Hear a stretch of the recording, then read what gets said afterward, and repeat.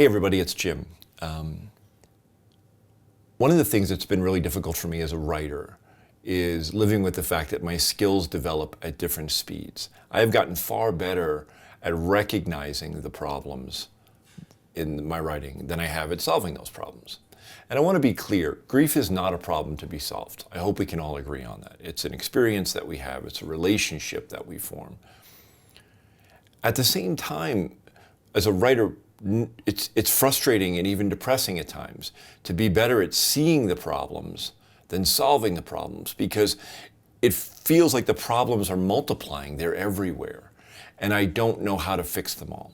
And this is an essential part of your development as a writer, because you have to be able to see the problems before you can solve them. And in our grief, I think for me, sometimes it's gotten easier to recognize the discomfort. It's gotten easier to recognize when things don't feel right. And sometimes that ability has grown faster than my ability to process and deal with those moments. That's Abby over there moaning, if you hear her, one of my pups. Maybe Hannah can explain this better. I'm not sure I'm doing a good job, but hopefully it makes some sense.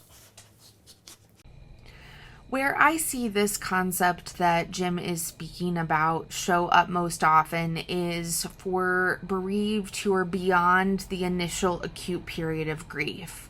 It's when there's a little bit more space between the intense feelings or responses that they're having. So people can get in a rhythm of feeling like their coping skills or coping tactics are working for them and are maybe more clued in that they feel off, but struggling a bit to figure out, what do I do with that right now? Because I was in this place, but I'm feeling in this place, as well as why now, what came up.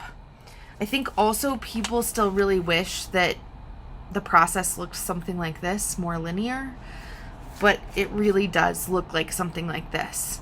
So when you're having one of these back loop kind of areas, it's not that you've backslid, it's not that you're not taking care of yourself in the right way, but you might need to go back to some of those basic coping tools and coping tactics that you used earlier on in grief, because that's what your system is telling you it needs.